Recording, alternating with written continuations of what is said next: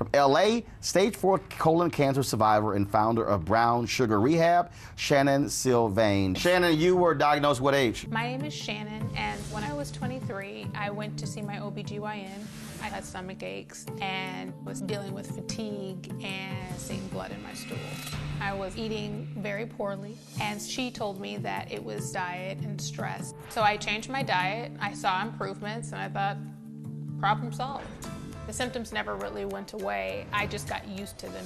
2 years ago, I went to see my primary care physician, and telling her my symptoms, she got greatly concerned and told me that I needed to have a colonoscopy. I was really reluctant to do it, but my husband convinced me. The following day, I got the phone call that I had stage 4 colorectal cancer. And Shannon, you were 23 when you told your doctor that you had blood in your stool. How old were you when you actually got diagnosed with colorectal cancer? I was 31. It was 2 weeks before my 32nd birthday. And I was diagnosed at 31 with stage 4 colorectal cancer. What misconceptions are there about colon cancer? Yes. Us self-diagnosing ourselves with stomach issues. Okay. For example, if you are constantly constipated, you need to see your GI doctor immediately. Yes. It is not normal to not, it's true. For lack of better words, go number 2, go poo, 15 minutes to an hour after you eat. How can people protect themselves? I think the biggest thing, like I said, is to not self-diagnose. A lot of times we're like, oh, my friend said she does this, or she takes this vitamin, or she does that. Not saying anything is wrong with that, but going to the doctor and saying, and to your general physician and saying, like, can you refer me to a GI doctor? It's never a bad thing to get a colonoscopy, at least once, even if you're under the age of 50. If everything is fine, great. But how do you talk to your doctor? I mean, say you're young, and they try to discourage you. What should you say to them?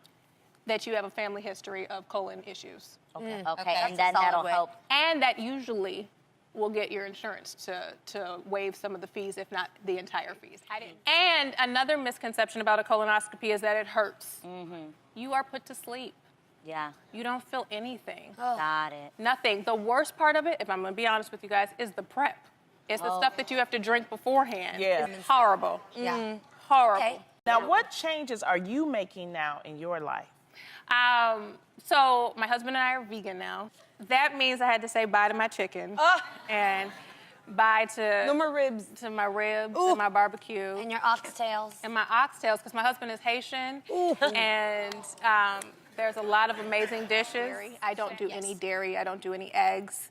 The reason for that is because in doing all of my research for BrownSugar Rehab and what I could eat, first of all, sugar fuels all cancer cells.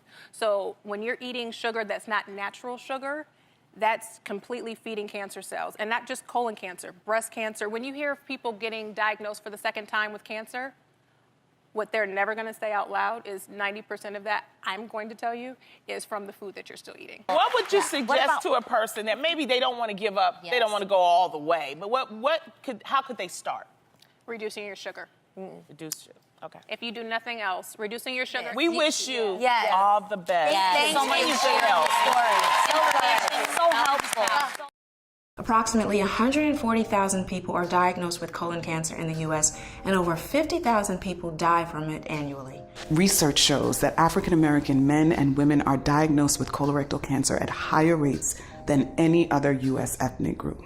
Colorectal cancer is largely preventable and curable with regular screening and early detection. However, cancer prevention agencies recommend getting screened for colon cancer between the ages of 50 and 75.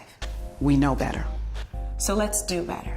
BrownSugar Rehab is a non-profit organization whose mission is to educate the public on excessive sugar consumption through preventative health strategies and aims to provide financial aid for colonic testing through our Sweet Investment campaign. We need you. We need you.